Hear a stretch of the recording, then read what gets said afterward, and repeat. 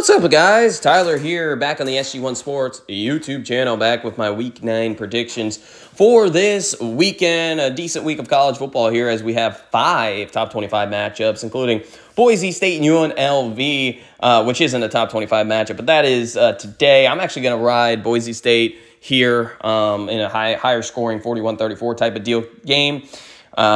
Pittsburgh and Syracuse played yesterday. But yeah, a couple pretty big games there. There's a slightly big game in the ACC, and it's not Florida State, Miami. We'll talk about that one later. As well as Big Ten and SEC. This is just big weeks for them. Big 12, not really too many good matchups. Obviously, Cincinnati and Colorado is probably the best. It's a late game kickoff, I mean. But, yeah, so let's just jump straight into the picks for Week 9. Oh, my upset pick, these are very hard to predict, but Wisconsin comes in as a 7-point home underdog here. And if you've been watching Wisconsin over the past few weeks, they've outscored teams in their last 3 games 39-5 on average. Yeah, 34 points per game there on the difference in the past 3 games. I know they played Purdue, Rutgers, and last week they played Northwestern. But come on, this is one of the hottest teams in the conference. They are getting hot at the right time. Luke Fickell has figured out his offensive line. And oh, by the way, he's got a really good running back, Tyree Walker. I think he has 400 yards in the past 3 games. He's coming on at the perfect time. Locke is starting to play better. Vince Anthony, wide receiver for Wisconsin, is very, very solid. And this is where a lot of the Penn State haters, I think, are going to get their wish, in which they play Wisconsin at a terrible time. Kind of like Indiana playing Nebraska last week. It was a tough thing for Nebraska. This is a terrible situation for Penn State because they play Ohio State last week. I know they're coming off a bye, but this Wisconsin team's on a mission. I like Luke Fickell here. I definitely love the 7 points, but I'm going to take Wisconsin outright to upset Penn State at home and make it a little bit tougher next week for Penn State. You know, they got eyes on the playoff, but really for a Big Ten title. And if you lose to Wisconsin here, it'd be a tough loss heading into the Ohio State game.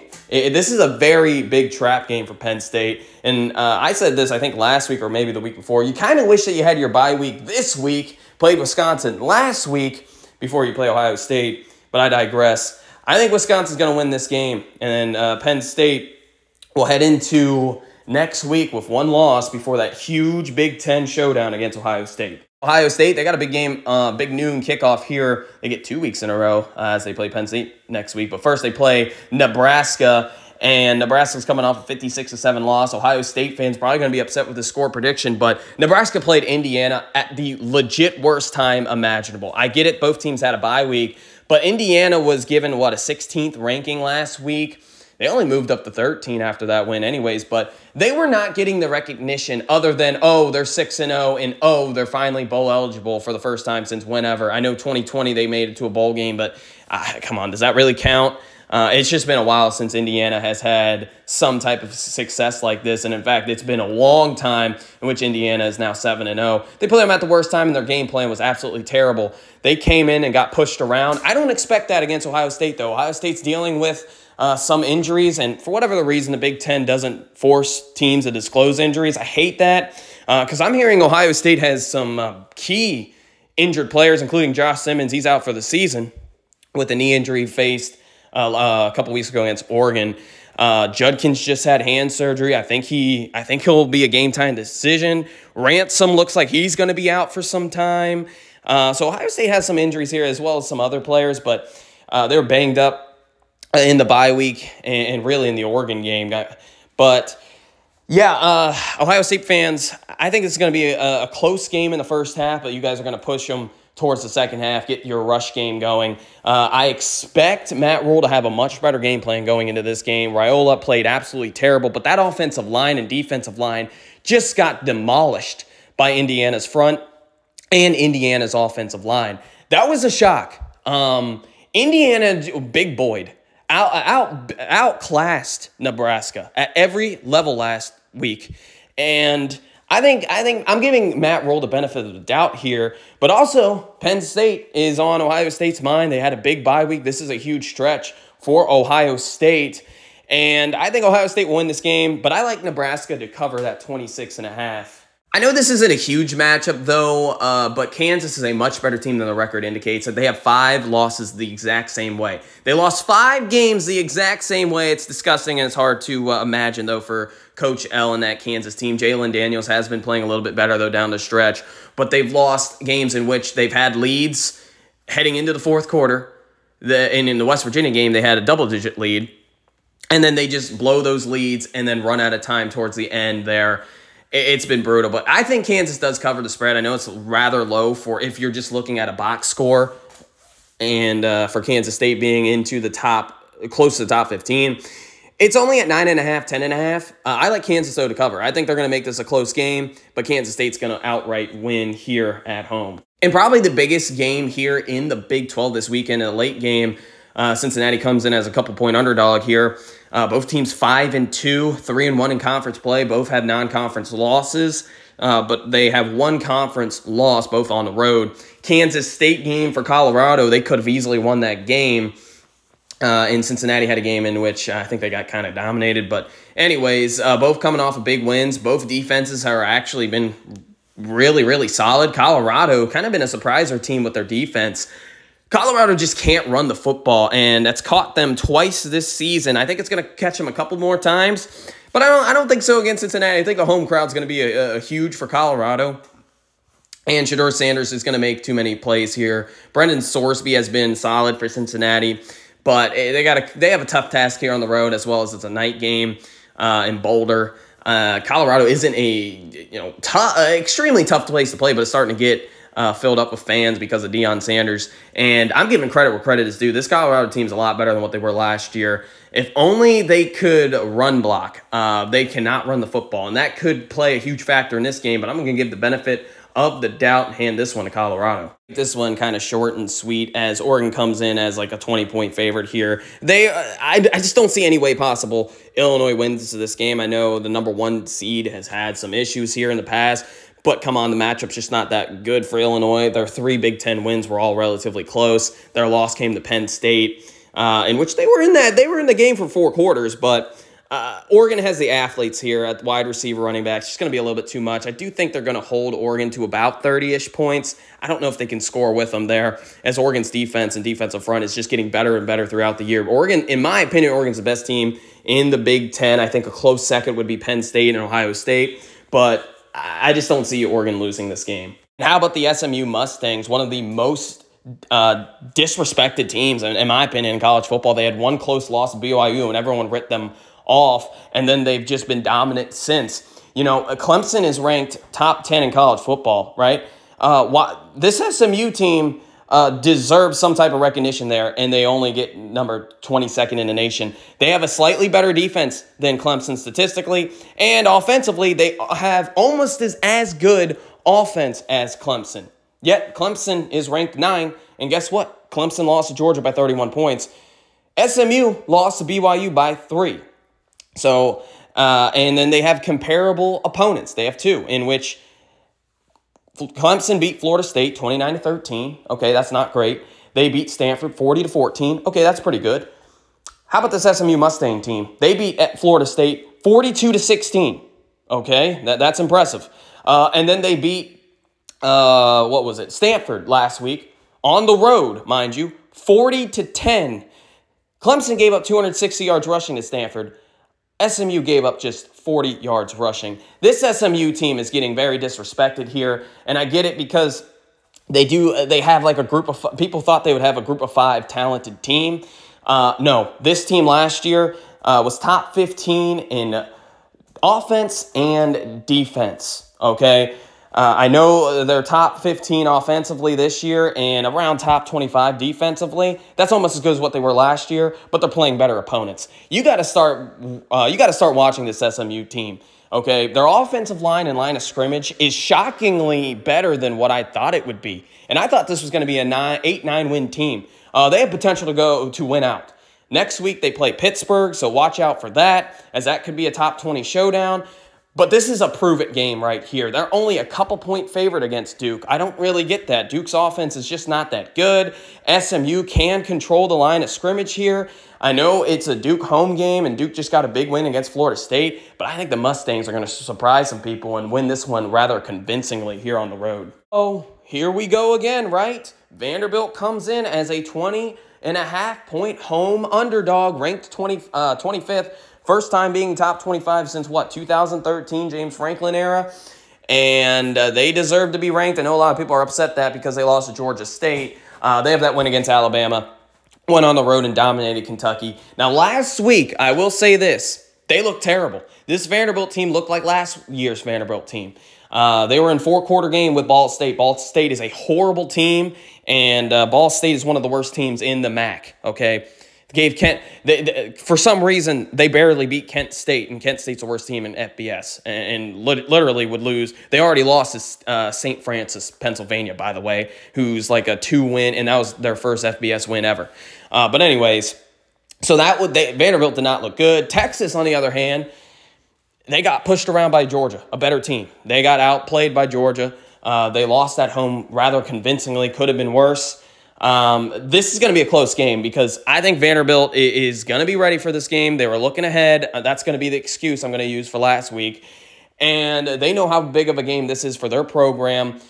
Vanderbilt's home crowd is just not good. Let's just be real here. But they're one of the most efficient passing offense in college football as they're number 7th with Diego Pavia in that RPO offense that is one of the best ran offenses in college football, especially with RPOs. They run triple, kind of quadruple options there. You got to be rather disciplined for Texas.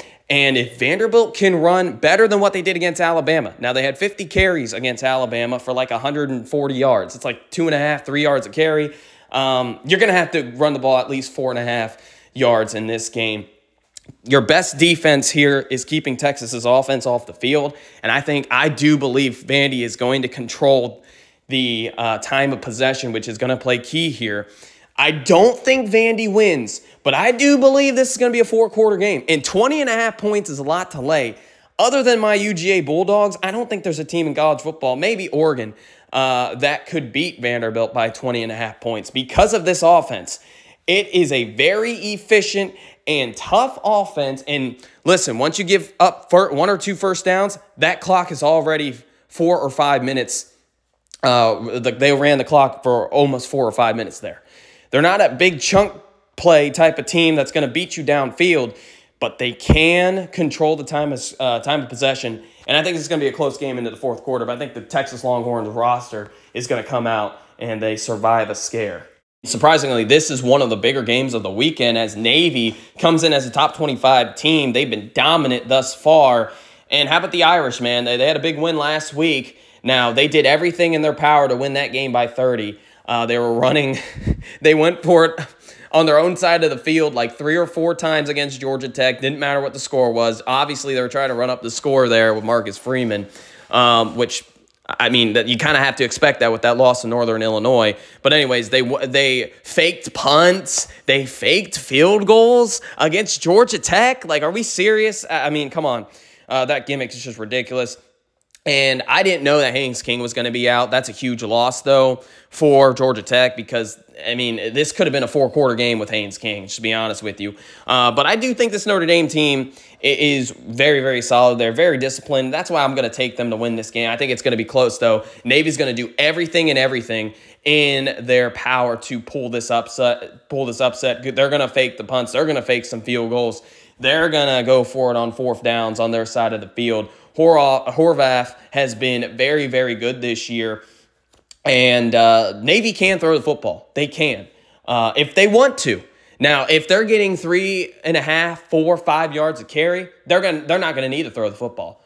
And that's kind of what they've done thus far this season, in which they've ran the ball 5 yards per carry for triple options, just ridiculous.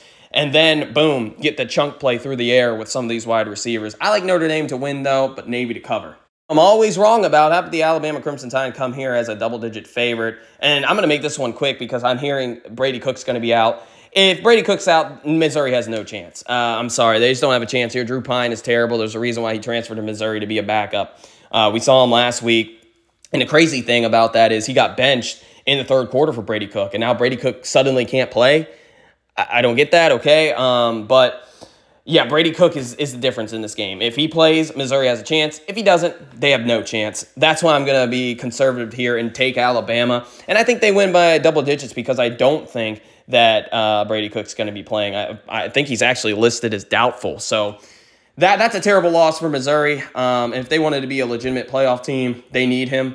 So we'll see going forward. But I think Alabama, this is their get-right game in which they finally look more dominant than they have been, and then it leads them up for the bye week before their huge game against LSU. Lastly, the game of the week, at least in my opinion, the biggest game in the SEC, probably the two best offensive lines in the SEC even, as LSU takes on Texas A&M. A&M a 2-point favorite, I believe 2.5 actually, at home. This is going to be a fun game. This series has been rather equal.